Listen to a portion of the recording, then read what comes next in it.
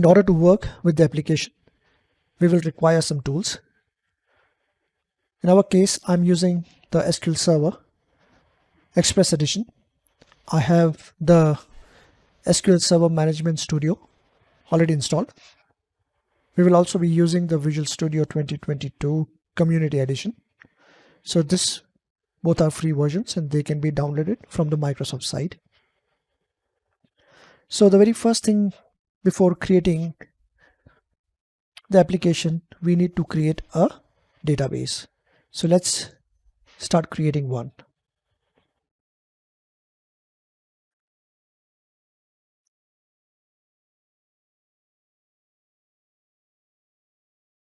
So I'm going to create a database and let's name it as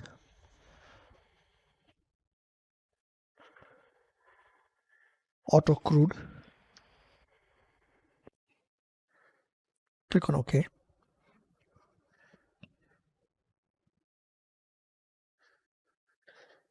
We can see that a new database has been added, and so far we don't have any user tables in this. We will have the user tables created automatically through the scaffolding. So let's look at the concept of it.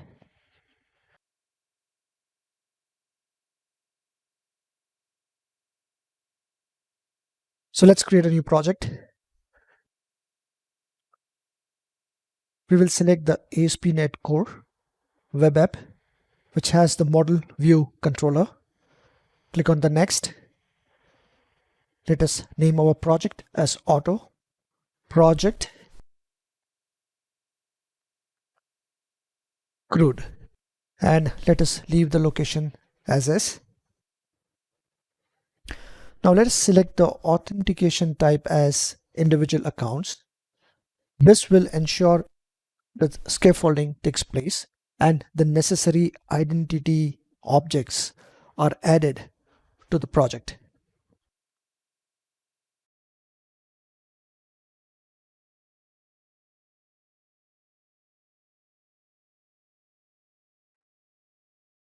Let's explore some of the files in the project. We have the app settings.json. This is our configuration file, and we can see that we have the default connection already being established. We will have to replace the name of the server and the database with the one that we have created. Let's look at the views folder. In the views, we have the shared folder. In the share, we have the login partial.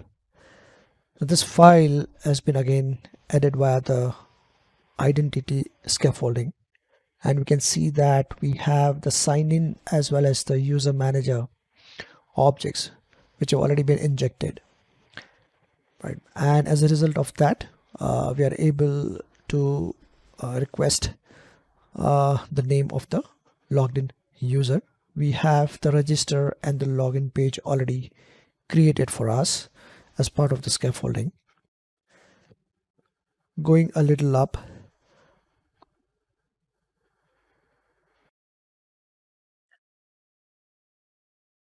so in the data we have the application DB context. This is our interface with the database. So we will be soon configuring this particular class to populate various different DB sets. We will see that in a while. And then we have the migrations folder. Now if we look at the migration schema, we can see that a class has already been populated with various different entities that will allow us to create tables in the database. So this has already been provided to us as part of the scaffolding. Now let's look at the program.cs file. In the program.cs file, we see that we are getting the connection, which is the default connection defined in the app settings.json file. We are retrieving that and storing it into the connection string, and that connection string is being used or leveraged to add our application DB context. So this service is currently being registered in the container, and this service will then be leveraged via the dependency injection in the application DB context through the constructor. Let us configure the database connection into our app settings file. So let's navigate to our SQL Server Express. Click on the properties and copy the name of the server. And our database is named as Crud. So we will configure this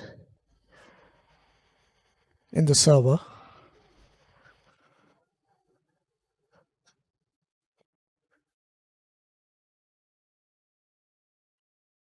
We'll also add the database name.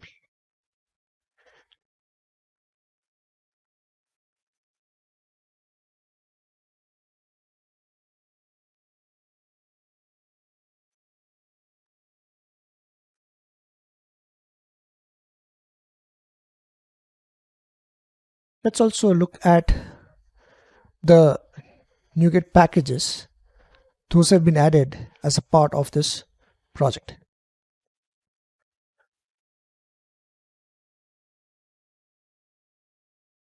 So as you can see that as a part of the project, we have the ASP.NET Core, Diagnostics Entity Framework Core, we have the Identity Framework as well, and we have the Entity Framework Core for SQL Server, as well as the tools that we require in order to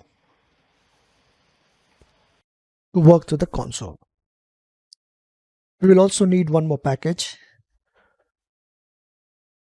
to ensure that we are able to generate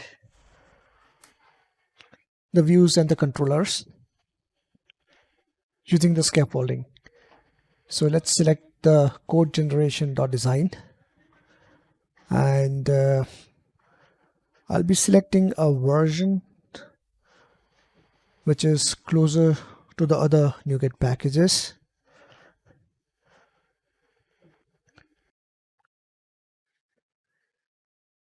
Click on the install.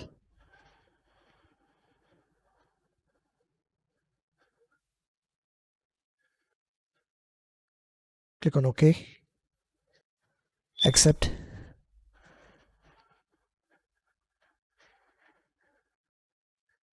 And at this point in time, we should have the packages installed, necessary libraries. So let's compile this application.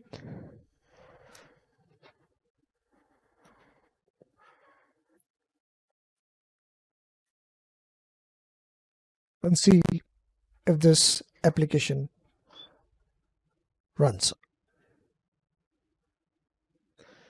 So let's click on and run the application.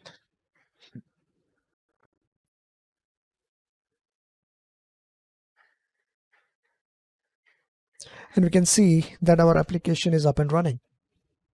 So we have the basic framework available in our application with the login and the register buttons. Let's click on the login.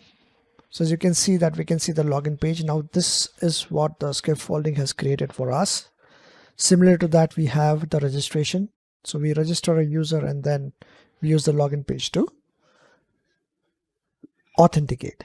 At this point in time, we still do not have the necessary code to enable the authentication. So this is something that we will be doing at the end of our session, or nearing it to our end of our session. So we have our home and the privacy page already built. Now we are going to go ahead and create a view that's going to help us list all the products in our database. So let's do that. Or we can also add the identity objects or create them in the database using the migration. So let's do that.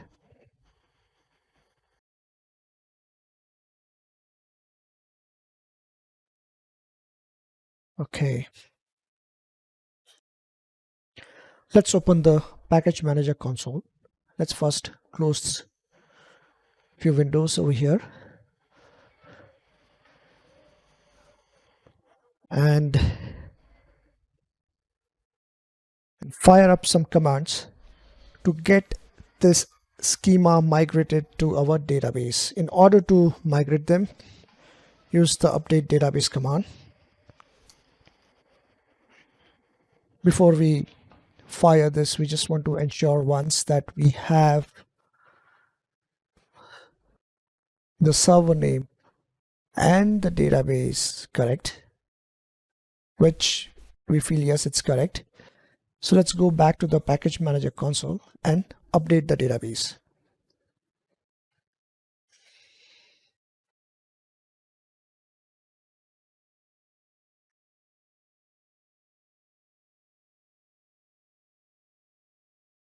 Great, so we can see that the migration has been completed.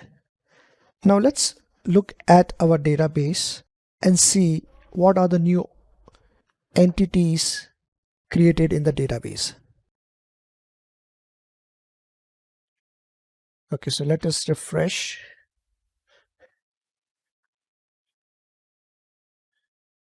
And see if we can see any new tables created, and yes, we can see them. We can see that the identity scaffolding has created 7 different tables in our database. So let's have a look at the table.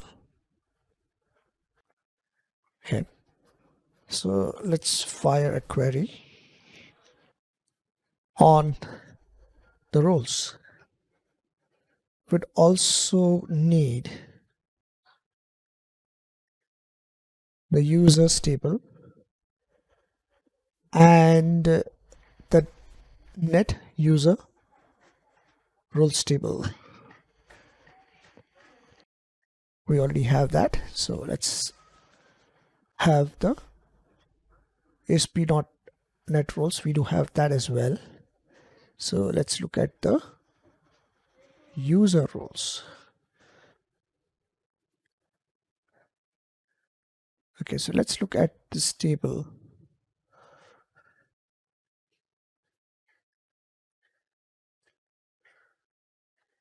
Which has the users. We can see that it has created various different columns that we will be leveraging in order to register a user. Then we have the roles. Now this table will be leveraged for creating new user roles for this particular project. And then we have the user roles, which will map the users to the roles table. So let's have a look at it.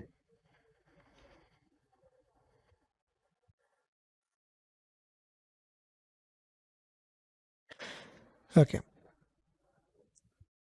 So now we have the basic structure created to hold the identity information in the database. Now let's create the domain models that will be representing our database objects or tables holding the product and the categories information. Now we will be following the code first approach. So we will be creating the domain models, and then we will fire up our migration in order to create a migration file, and then using the update database we will be creating the models in the database.